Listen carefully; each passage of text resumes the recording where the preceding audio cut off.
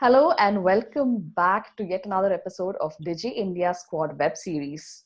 We are your hosts, the M&M girls, that's Monica and Mansi. Digi India Squad, Hello. hey. You can hear me and we can see Yeah. each other, right?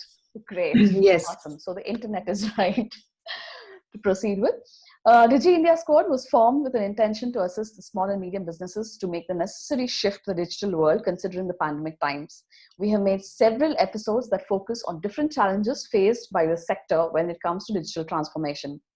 One such industry that has taken a big blow is the travel industry. So today we speak about the challenges of the travel industry in the pandemic times and how they can present themselves in the online world to still ensure top of mind recall whether pandemic times or not.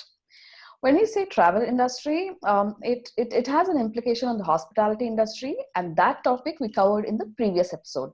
Today, we cover travel as an exclusive industry. That means transport, logistics, carriers, and we're restricting this to human transport alone. So that includes roadways, railways, airways, and of course, waterways.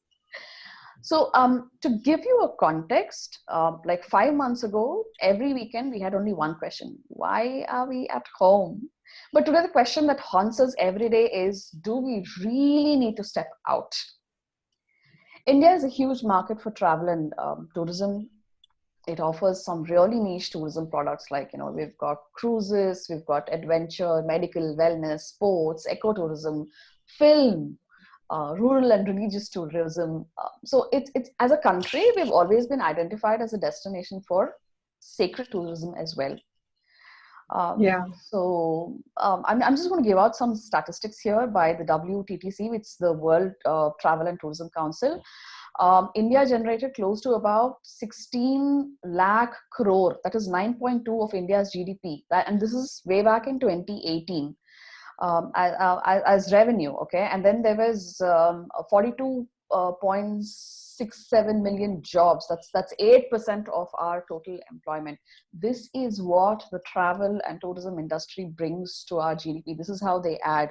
In fact, the IATO, the Indian Association Tour Operations, they have estimated that the hotel, aviation, and the travel sector together may incur a loss of close to 85 billion rupees because of travel restrictions. Yeah. So, I mean, just imagine, yeah, like overnight, okay, fall of such an industry that has probably taken the biggest blow.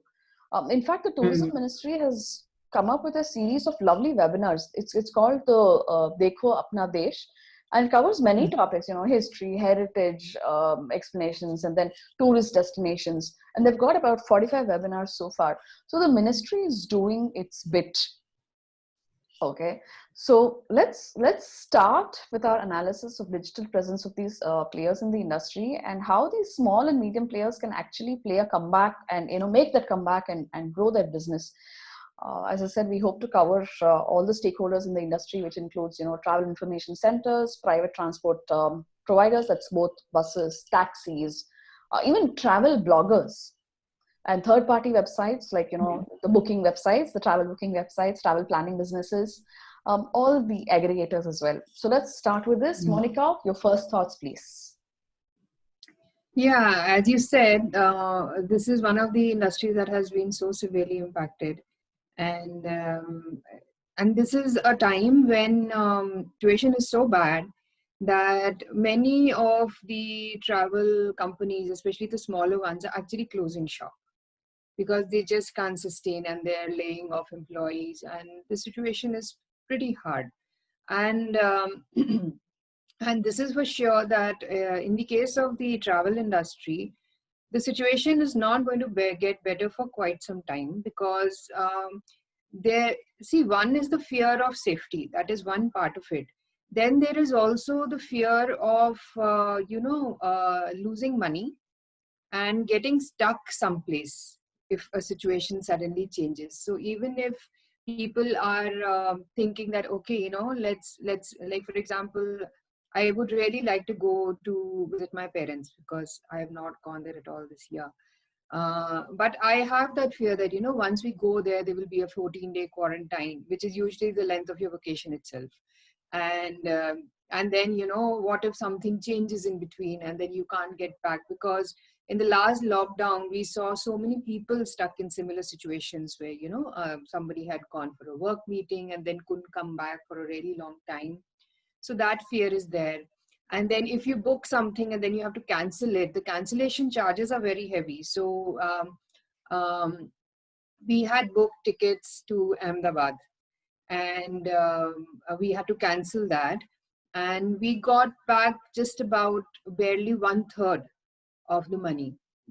And that really pinches you. So even that is a consideration, where even if people are willing to be optimistic and thinking that okay, let's book for January or February or something, they are not going to do that right now, because you really just don't know whether the situation will be good enough for you to actually head out. So so there are a lot of fears in people's minds, apart from the safety aspects also, which the travel industry also needs to address. So today we will talk about various concerns similar to this. Perfect. So what I want to do is I want to understand what are the biggies doing, okay, in terms of digital presence, and how is it that they are coping with it. So when I say the biggies, I want to look at the travel planners and the third-party aggregators, the luxury cruises, the waterways basically, and then the airlines, travel platforms. Even as I said, bloggers, travel bloggers. I really want to see what is it that these people are doing, because they're out of work. There is nothing to showcase in terms of content. And operations are like nil. So that's what I will be exploring. But we'll start with you, Monica. Okay, so I had a few tips for smaller, the niche kind of companies. For example, if you're offering something, say, just Odisha travels, so something which is within a particular location, or you are offering something like women only travel or solo travel, or treks related, only adventure related, these kind of things. So what can you do at least survive till this slowdown is on, and then be back with a bang when the situation improves? So one is, of course, all travel agencies have had to change their focus from international or national to more local destinations, right? And this is a good time to actually go out and collaborate with the local homestays and the hotels and all of that. Because even if people are going to be willing to travel, they don't want to travel out. They would rather stay inside. Even if a family comes in, they want something. So you can consider and co-create some kind of activities that will give people a great indoor experience, which is something which we've never really thought of, because when we go for a vacation, we really want to get out, right? But within a smaller space, within a safe space, what can be done to also give them a great experience, so that it's something that stays in their mind. So this can be done by collaborating with the local people and understanding what all can be done. Maybe bringing in some old traditions of how certain games used to be played. And even in terms of your audience, like see, right now, if we look at the first wave of travelers that will come in, it will be the millennials. And so you have to really look at what their needs are, what are the things that are important to them, how do they basically judge a tour, right? What are the factors that are important? And then you have to change your messaging to attract that audience. Maybe if you have been doing a lot of or if you have been offering packages for, say, couples and solo travelers, maybe you will have to shift to a larger group. So for example, instead of having people from multiple places, you could just focus on having people from a very large family, right? So offering something, because you know that those people are, they know each other, and they have that safety kind of feeling with each other and that comfort. Why not engage with those kind of larger groups? So you will have to kind of rethink the packages themselves based on the audience. So whatever you were offering earlier, you have to see how I can tweak this and make it more uh, uh, something that appeals to this new audience that is going to get created now. So these are some of the things that you can do. I'll talk a little bit more on the digital marketing space in a while. But meanwhile, Mansi, you wanted to talk about some of the elements in terms of the travel companies and the logistics and all of that, right? What they could also rethink about. I've lost your voice. Mansi, you're mute. Sorry, I can, yeah. Okay. So I'm going to quickly start with that. I'm going to share my screen. I'm just going to quickly look at what are the travel planners doing on social media right now. So if you look at this is Thomas Cook from India. So if you check that out, I think they are continuously talking they continue to talk about travel destinations and how people can get there. So this one is about Croatia, and they're talking about virtual events. So this person is one of the managers, and they are doing a lot of virtual events where people are coming in, managers are coming in, and talking about what kind of places can people visit. So these are some things that they have taken up. But what I don't see is they haven't stopped communicating about travel. Okay, they're still talking about travel. So if you look at this, there's wildlife travel, there's international travel, there are packages that are still being announced. So this is what is happening with Thomas Cook. I think their Instagram is no different. It's got something very similar. Whatever they're posting on Facebook is also posted on Instagram. So this is how they continue to do things. The next one I want to talk about is the Cox and Kings.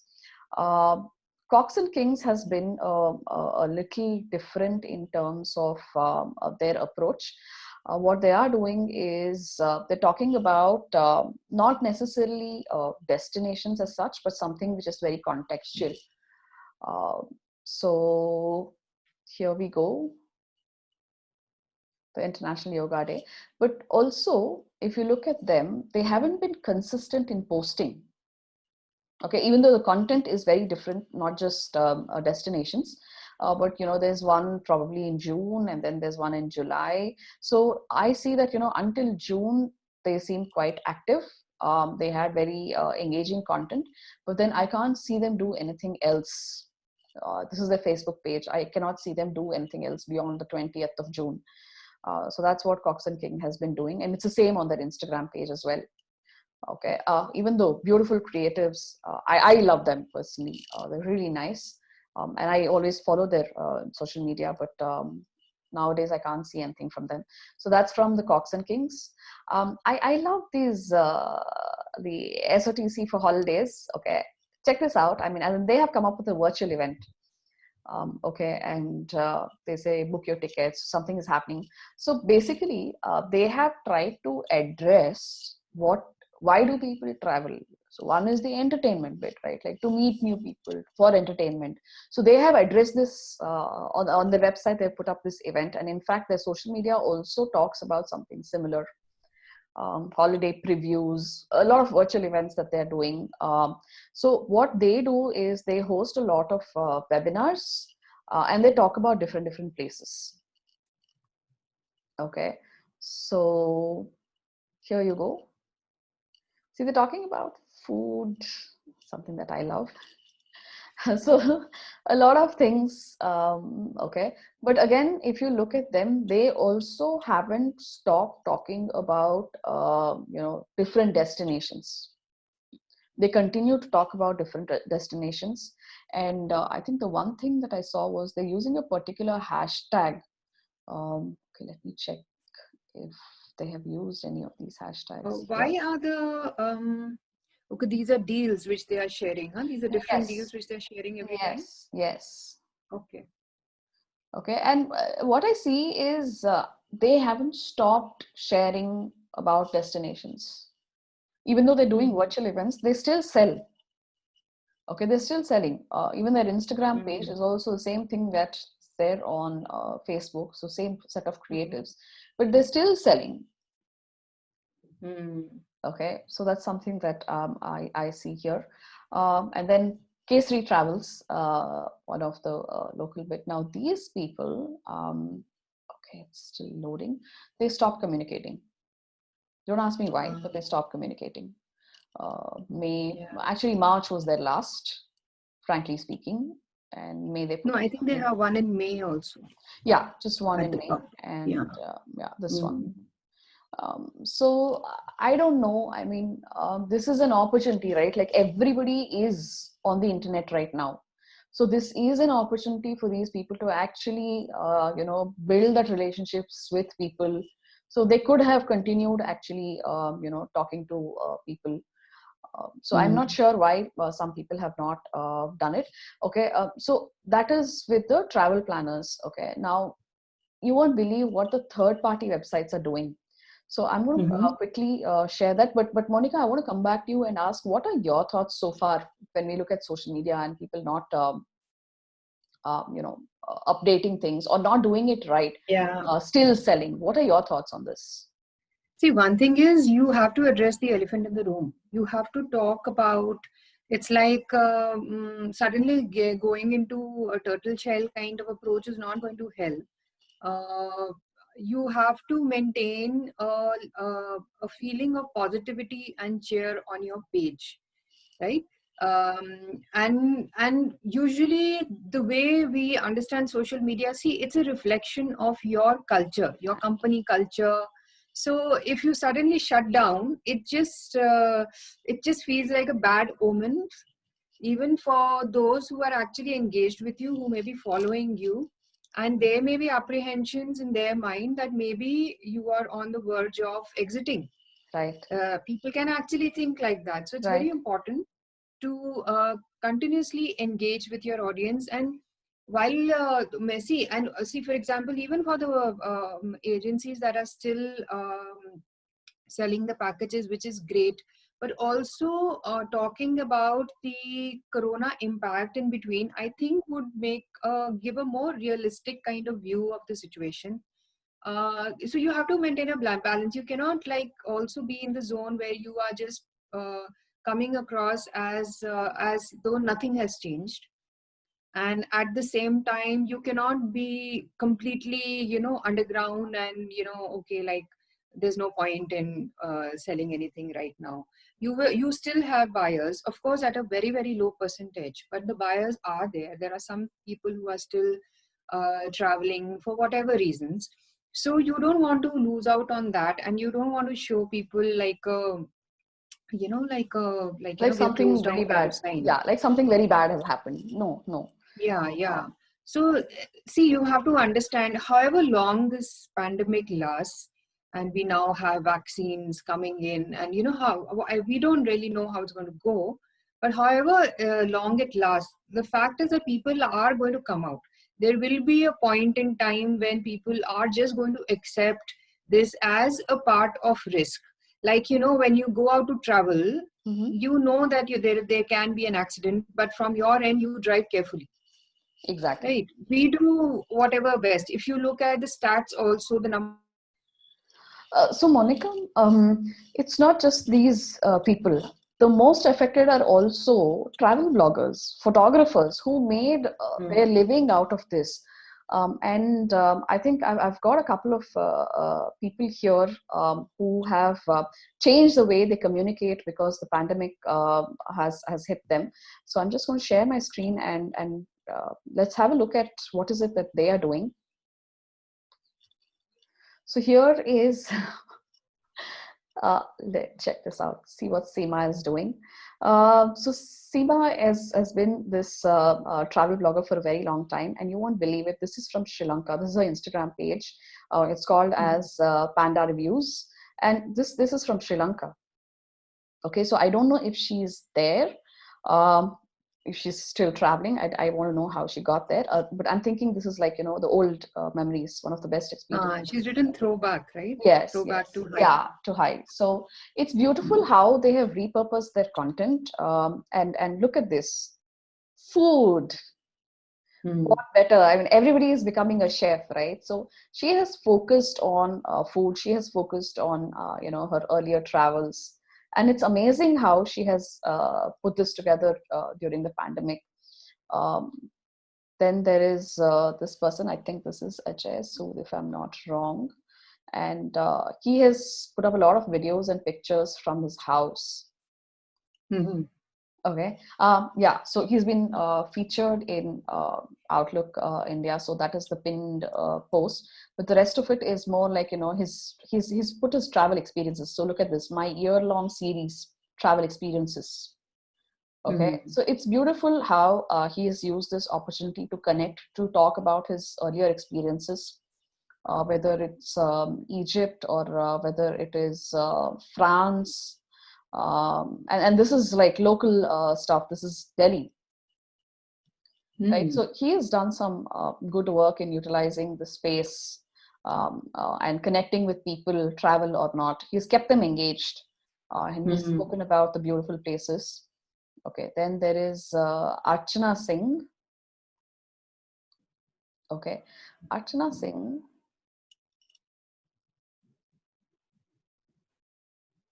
She says now is the best time to visit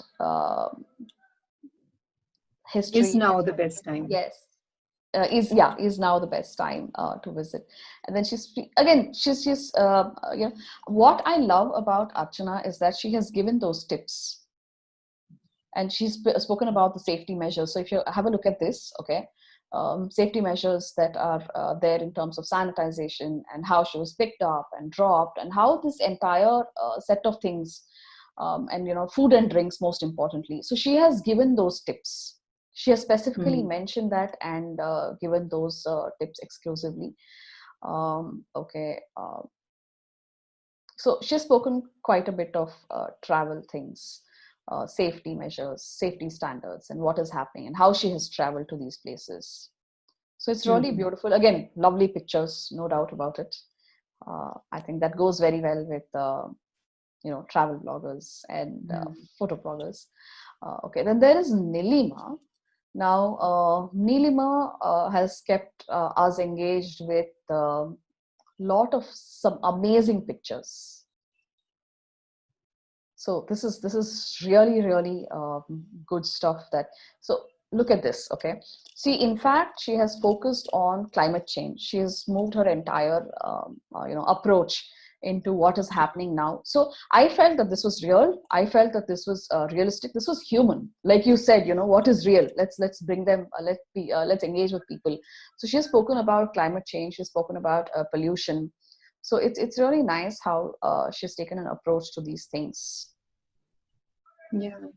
And the thing is, because these are topics that are top of mind for many people now, because now, see, the corona is one pandemic. Then we're also hearing of something coming up again in China, and then some other natural calamity happening in India, across the world. And people are constantly, faced with this question that, okay, people are cursing the year 2020.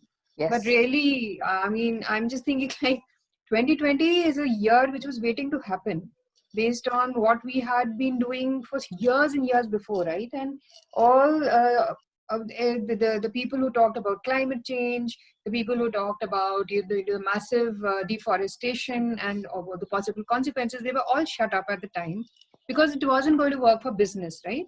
And every time you would say that Greenpeace is revolting against this, and then people are put in jail for opening their mouth, and so many things have been happening. And this is a very natural kind of way for the, they always say that the universe always has a way of balancing it out, and a human being is as significant as an ant. There is no difference in the perspective of the universe, right? So today people are actually thinking around these lines, and I think it's very smart that she's bringing up these these kind of issues, Exactly. because this is actually going to engage people at this time, because everybody is thinking along these lines and thinking that, oh, we've done so much has happened, where earlier in our busy routines we would know that, oh yeah, we know this is happening, but what can we do about it? We just need to go about our lives. Now people have space and time to actually think over a few things. So this is really nice that she's bringing this up at this point of time. I think that's a smart move. Perfect. So I think I want to put together a couple of points and also summarize what we've been talking about for this episode. So firstly, as I said, I mean, we're going to look at the digital presence, pandemic times or not, some very hygiene stuff. So as Monica mentioned, I think the first thing is do not stop communicating. Stopping communication is like, I don't know, it puts the travelers or it puts your audience at a very uncomfortable phase where we don't know what is happening. And therefore my imagination can run wild and think, oh my God, what could be Yeah. happening? Right? So that's the first thing. Second thing, brand standardization. Your logo, the profile pic, let it be the same across. The names, as I said, don't confuse us with the names. Here your name is something else on Facebook, something else on Instagram. It's very confusing, because if I'm somebody who's new and I'm trying to find you and I can't find you, I have an issue. Okay, and then please get your pages verified. Very important. Okay, and Yeah. also on social media, if you can have a template, that would be great. Okay, if you can have a template where the moment I look at it, I know, hey, this is from that particular brand. So any video, any picture, yes, I understand that it's huge, but any video, any picture, I would say that please make it big. Please make it big and have a template. Mansi, you said it's huge, but then now is the only time you can actually get to it, Very true. because you don't have a lot of other stuff to do. So this is the time where you can really maximize on this effort, which you may have been, procrastinating for a long time as not being a priority issue. These are the things that you can really clean up now, cleaning up your social media profiles. I'll tell you very honestly, even if we go into the page info sometimes on social media pages, sometimes they have not updated those things for 2-3 years. Even large brands skip on these things sometimes, because they are, it's like, what's out there, you're looking at that, but if somebody goes into the detail of it, there are some things internally, like the story on Facebook. You can share your story, that story is from long back. So updating those kind of things, small elements which will make a difference. There are so many aspects. I really feel that this is a very good time for especially the smaller travel agencies to be on LinkedIn, to Yes, make yes, these connections yes. with travel bloggers and influencers and their local organizations and people they can collaborate with, people that they can co-create with. Um, so I think that it's very important, and LinkedIn will help you get to these people, True. which is a little harder to do on Facebook or Twitter or other places, because earlier Twitter used to be a great way to reach out to people.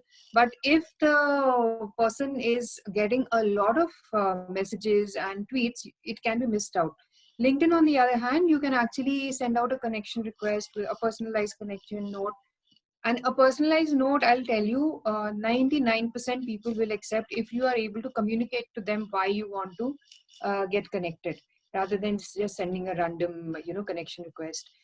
You have the Sales Navigator, LinkedIn Sales Navigator trial, which is available for free for a month.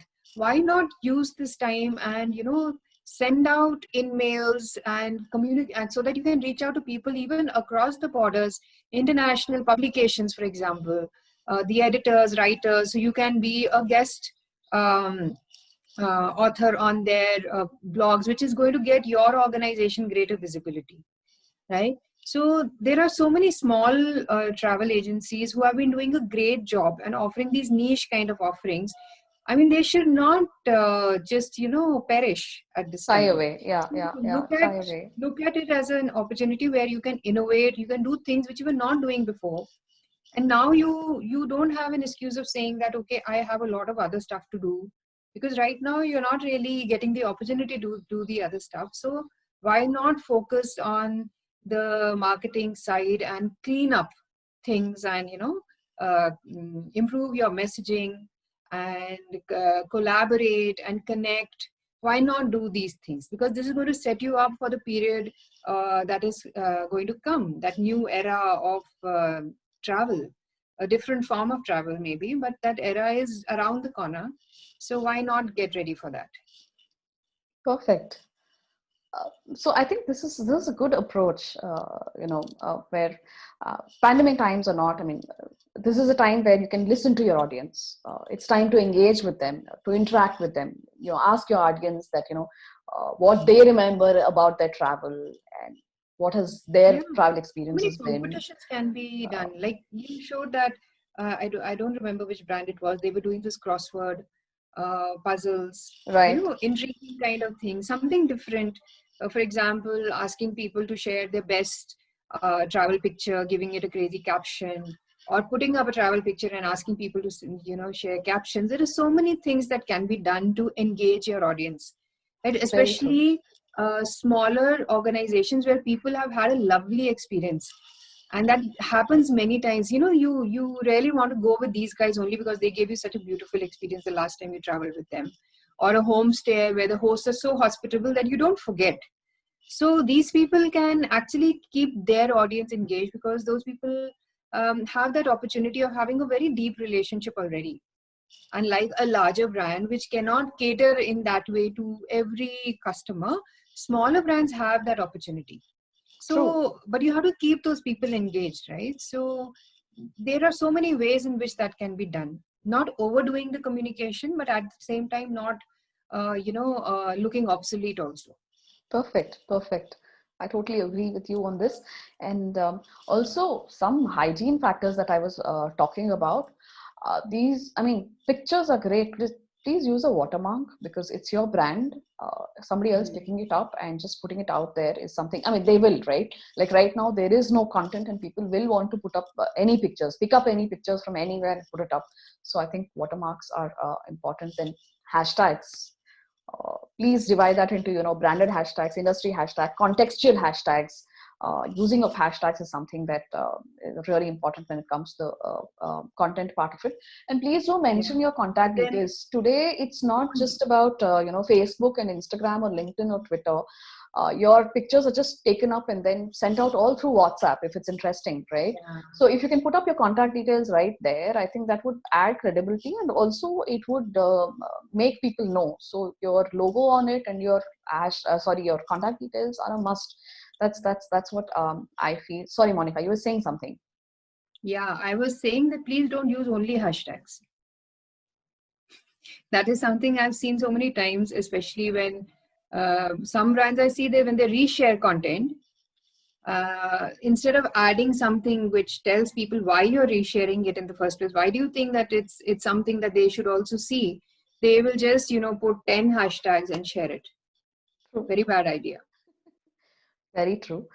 All right. So I think we have addressed most of the hygienic issues, and so I just want to look at it from a communication strategy point, and I want to sum it up on what people can do in the travel industry, the businesses in the travel industry can do in the pandemic times. So one is, as Monica said, please address the elephant in the room, address the issue on hand, like take it and say, yes, we are shut down. So I think Disney parks and resorts, for example, they were very forthcoming about park closures, and they utilize the space really well. They put up boards which said that see you soon, and that message was so heartwarming, and it generated very strong engagement compared to any other. They did it like really early on.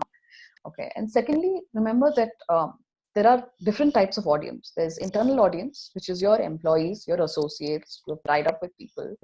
And then there is external audience, who are your actual clients and customers. Okay. And then there are other members in the world whom you have nothing to do with. Okay. The question is, during the pandemic times, what is your brand doing to address the challenges these members are facing? Okay. Like create content that your audience can use during isolation. Everybody's isolated today. So the question is, can you give them content which, I know, you don't work in the field of healthcare, you don't work in the field of hand sanitizers, maybe not even masks and not even face shields, but you can tell them about it, right? So educating is very important. And then I want to say focus on empathy. That's the third point I want to make. Share stories of communities and individuals. As the situation continues to evolve, I think the consumers will look back to travel industry as a trusted source of information. So use empathy, share useful and recent information about closures, cancellations, destinations, updates are always welcome, that kind of content. The fourth point is take control of the conversation. This is the time to be a thought leader in the industry. Encourage people to stay at home. Ensure that, you address the turbulence that's happening in the mind of your target audience.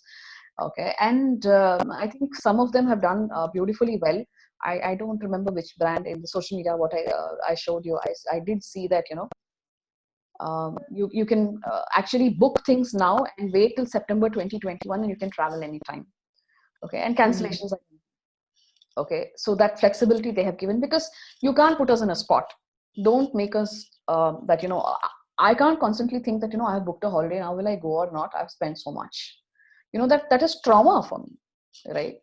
Okay. And also focus on the members who are most likely to engage with you. Strengthen your relationship with your, people. Like you can do your online classes. There are some who have taken to online classes, certified classes. Like, if you're Airways, you can do some set of series of certified courses where you're probably talking about air hostess being trained online, or, passengers being trained online in terms of safety measures. So these are things that you can do, and some of them have taken to webinars where, safety things are being discussed. So that's also nice. So internally, both from the individual point of view and the business point of view, also remember, as Monica very clearly mentioned, this is the time to focus on tech improvement, to improve your efficiency across the company, to do your experiments, to test things out on social media, how it's going to work. This is the time. You have nothing to lose. Right? So this is the time, because you're not doing something else and taking away time from that and giving it here. You're not doing anything right now. So this is the time to experiment. So it is crisis time. Also, please remember that, come together, collaborate, make friends, grow the industry by shaking hands with your rivals. We are all in the same industry. Yeah. Business wise, your rivals, yes, but collaboration right now is the key if you really want to go ahead and make the business work. These are my thoughts. Monica, over to you on this. I think you've summarized it quite well. So that is right? So when it comes to survival, there is no rival, nothing. You have to survive together. So that's what it requires, a major shift in your mindset itself. Today, you have to be innovative. Innovation is really the key to survival right now. And the winners will be the ones who, are willing to ride the tide as it is, rather than still thinking of, oh, what used to be or what will be. What is there in the present, try to just ride on that wave and see how best you can utilize it. And I truly believe that if you focus on that, the ideas will come. And if you co-create and if you collaborate with people who are on the same boat, you will find that you will come up with a lot of different solutions to the issues right now, right? So it's very important to stay positive in your own outlook, and to show that, and all your digital content should actually show that. It should project that kind of positivity, and that is going to also have a very positive impact on the people you are engaging with on various mediums. So so this is something which is extremely important, the tone of your content. Okay. So, and maintaining a balance between what you are offering and also the safety aspects and the culture of your organization, how you're taking care of your employees, how it has affected people, even if, so genuine stories from the ground on where you may have had to reduce salaries for some, even if you have done that, what are the other things you are doing to support your staff? I mean, these things make you look very real and human. Yes, and yes. Human an is the word. Human is organization the that, word. Yes. yeah, and a place where once things get better, people want to connect, right? Okay, because they feel that, okay, they know you, right? These are the things these people have done. These kind of stories stick in people's minds. This is very important to remember, these real stories and how you have yourself treated people at a bad time. These kind of stories really stick. So uh, be bold, you'll have to be a little raw. You'll have to drop that polish and maybe uh, pretending that everything is all right. Everything is not all right, we all know that. So just put your raw self out there and be genuine. I think that will make a lot of difference. Yes, I think that is the only thing that will make a difference as of now.